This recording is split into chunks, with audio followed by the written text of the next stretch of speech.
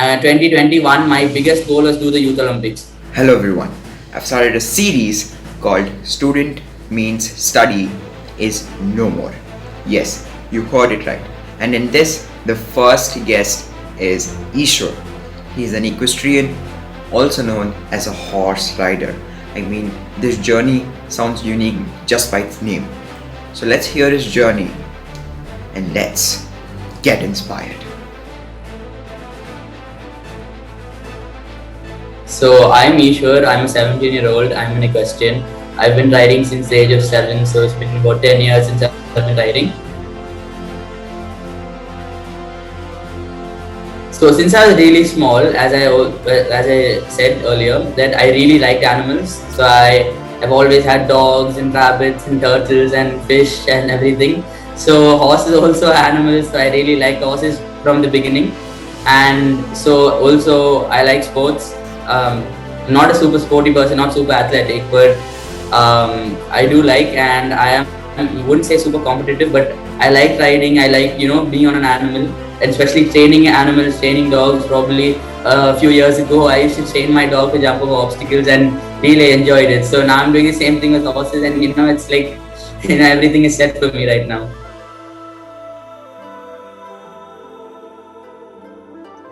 I started off in a small riding school here in Bangalore called Equestrian Center for Excellence. I rode there for about 3 years, just my basics. And after that, I slowly, got more involved in the sport. Initially, I just started off with like a leisure activity. I was doing football and swimming and different other activities too. But then, after a point, the riding really got, I really started liking riding and started working with animals. Since I was really small, I really liked animals and I wanted to become a vet.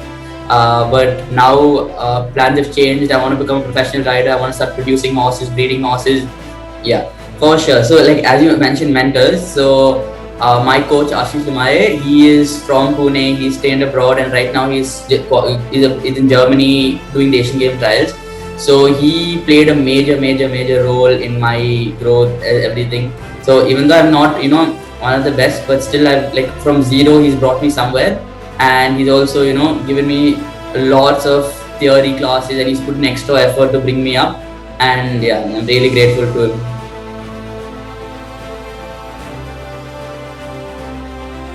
On my horse, unfortunately, a day after a big competition we won, he had a hoof puncture, and since then he's still he's not been in training. He's still just standing in a stall for the last 2 months since November.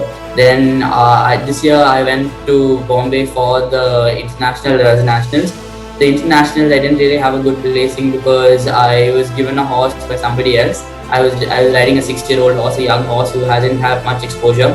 So I pushed him out of his comfort zones, and my comfort zones also, riding a new horse in a big show, and it consists of 6 consecutive rounds over a week. So and every round the heights get bigger and bigger. So my horse got injured, so it didn't really. That is like a real letdown.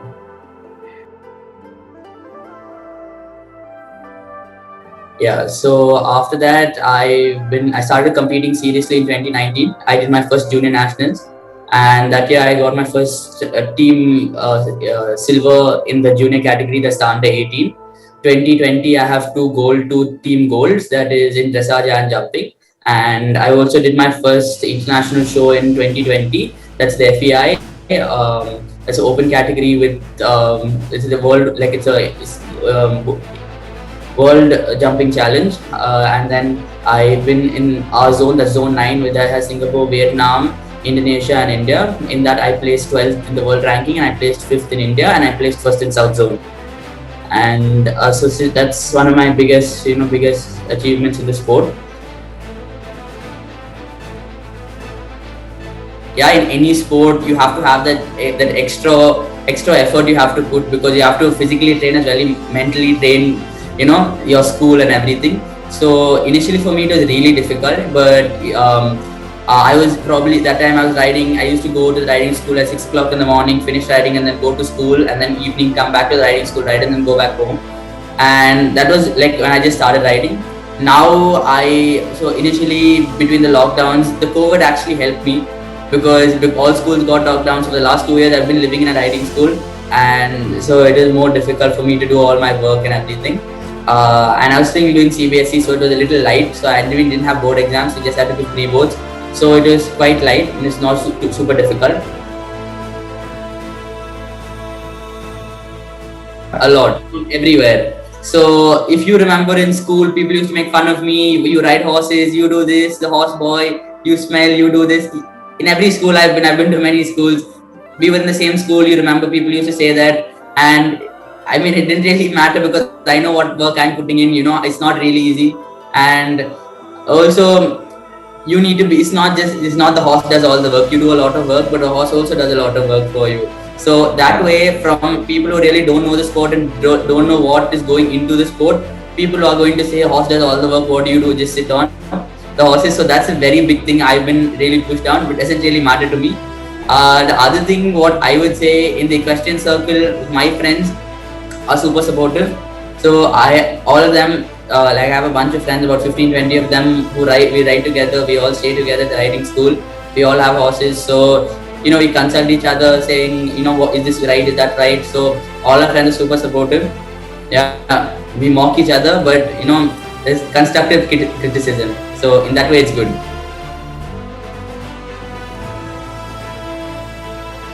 I've done 2 internships in 2 different riding schools. One as a riding boy, one as a veterinary assistant, and one as a junior instructor in a different riding school. So we used to start working at 5:30 in the morning. I used to groom horses, clean horses, then ride them. After that, I used to start school at 9 o'clock, finish school by 3, and then again back to work. So didn't really have any time to do anything. So basically, I have 2 companies right now. They're 2 initiatives, very small companies. One is Elite Equine Tag, and the other one is Elite Equine Sport Horses. So Elite Equine Tag is equipment for sport horses like bridles, saddles, martingales, boots, this, that. So initially it was very difficult. When I bought my horse, it was difficult to find tag for my horse, except everything is imported, and everything imported is super expensive. You have to pay duty for everything. So I wanted to start something in India. So I started getting different things from different places. I started importing some tag, something from India, and I started selling them, and that's how I slowly started. And my other thing so that's my tag business, where I supply horse equipment to riders, and it's really good and it's really affordable, so people don't think twice about picking it up, and also it's good quality, so I don't have to really advertise as much, because after you use it you'll only know. And the other thing is Elite Equine Sport Horses is a small initiative that I haven't really started, but it is to provide good sport horses, good warm blood sport horses for kids in the country. See, you need to be able to schedule everything according to your workouts, your school work, your homework, your project work, and then plus my riding time. Because as a rider, you don't like how a runner runs for like 4 hours straight. You train for 4 hours. A horse will die if you ride for 4 hours. So you ride for 45 minutes, but you ride 2 or 3 horses to get your many horses to get feel. So you can basically start riding early in the morning. So you go to sleep early and wake up early. So you have a longer day. Yeah.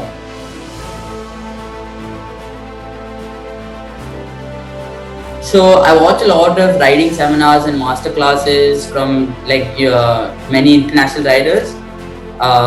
You can find them on YouTube, and then they like clip my horse, and there are various things. And then also very important thing in my sport are bloodlines of horses.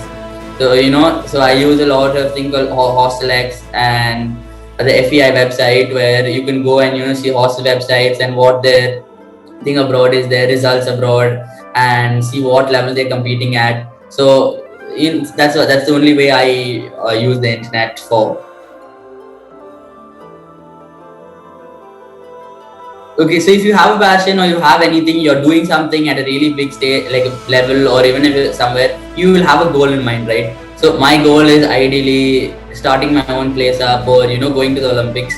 So my biggest goal is Olympics. So whenever you're demotivated or something, you go back to the root of why you started it, and you have a goal and you have to reach the goal, and this is all the shit that's going to happen till you reach the goal.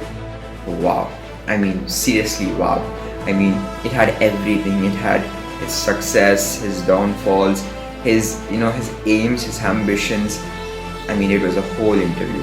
So first of all, I would like to thank Easwar, for being so kind and agreeing to do this with us. I mean, sharing your videos or sharing your clips and even sharing this journey. I really thank you. Thank you for being part of this series now. And also, and I'm sure you guys have been inspired from this story, in some or the other ways. And there's a spark in your heart to do something what you love. So go do it, and I'll see you in the next video.